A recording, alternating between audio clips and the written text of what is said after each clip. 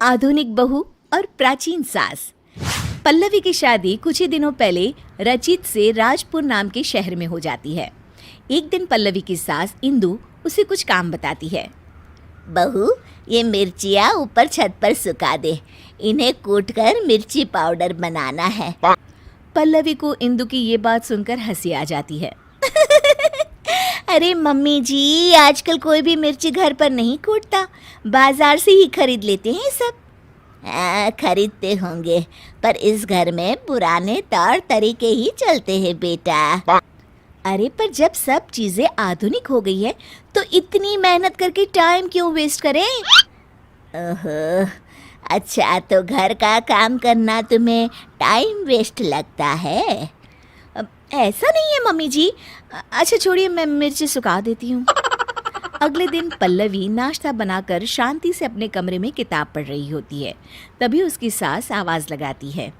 अरे बहू, बाहर तो आना जरा। जी मम्मी जी, क्या हुआ? बहू, एक काम करो, ये मैदा मैं लेकर आई हूँ, इसे गोंद दो जब तक मैं नहा लेती हूँ। अरे वाह मम्मी जी, आज कुछ स्पेशल बनेगा क्या? अरे नहीं नहीं, मैंने देखा रसोई में आज जौ खत्म हो गए, तो सोचा आज हम दोनों मिलकर जौ ही तोड़ लेते हैं। पल्लवी ये सुनकर चौंक जाती है। क्या? जौ हम तोड़ेंगे? मम्मी जी, उसमें तो पूरा दिन बीत जाएगा। हाँ तो क्या हुआ, अच्छा है ना, काम करते करते दिन बीत जाएगा। अरे मम्मी जी, जौ तो बाजार में भी मिलते हैं बने बनाए, फिर क्यों ये सब? अरे बहू, तुमने फिर मार्केट की रट लगाना शुरू कर दिया। तुम्हें बताया था ना कि हमारे घर में ऐसा ही होता है।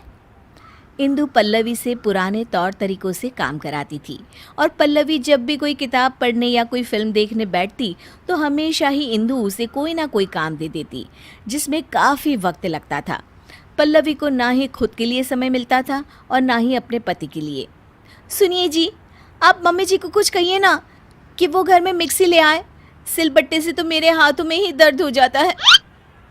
अरे अब मैं क्या बोलूँ, तुम दोनों के आपस का मामला है। और वैसे भी घर की बनी हुई चीज़ों से जो हमारे घर में खाना बनता है ना, बहुत स्वादिष्ट होता है। मेरे ऑफिस वाले तो बहुत तारीफ करते हैं। अरे खाना बनाने के अलावा जीवन में और भी कुछ काम होता है कि नहीं?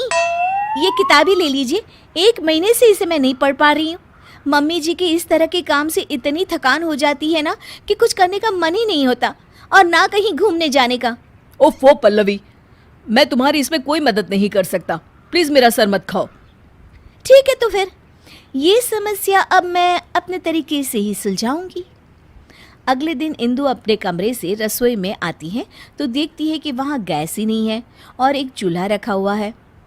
ये चूल्हा यहाँ क्या कर रहा है और हमारी गैस कहाँ चली गई?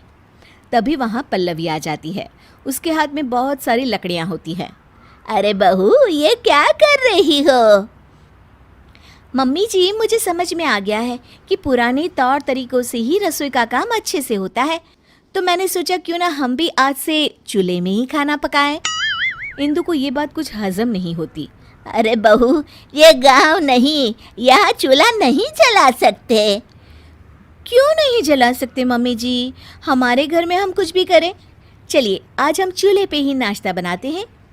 पल्लवी फूंकनी से लकड़ियाँ जलाती है और चूल्हा तैयार करती है, पर उसकी वजह से दोनों सास बहुओं को बहुत खांसी उठ रही होती है। अरे बहू, ये क्या बवाल लेके आ गई तुम घर में? मम्मी जी, मैं तो आपके बताए हुए मार्गदर्शन पर चल रही हूँ। दोनों खांसने लगती है। कोई नहीं मम्मी जी, पहली बार बना रहे थे ना, अगली बार से ध्यान रखेंगे कि कितनी लकड़ियाँ डालें। अभी तो आज दोपहर का और रात का खाना भी बाकी है। इंदु को ये सुनकर टेंशन होने लगती है। उसे प्यास लगती है और वो फ्रिज से पानी लेने जाती है तो देखती है कि फ्रिज की जगह पर मटका रखा हुआ है। बहू, हमारा फ्रिज कहाँ चला गया? मम्मी जी, वो तो मैंने बेच दिया। मैंने सोचा मटके में पानी पीना बहुत फायदेमंद होता है, इसलिए मैं ये मटका लेकर आ गई मम्मी जी। अरे लेकिन फ्रिज में और सब चीजें भी तो रखी जाती है पानी के अलावा। सब्जी, दूध, उसका क्या करेंगे? कहाँ रखेंगे हैं? मम्मी जी, ये फ्रिज ही हमारी सेहत खराब करने की जड़ है।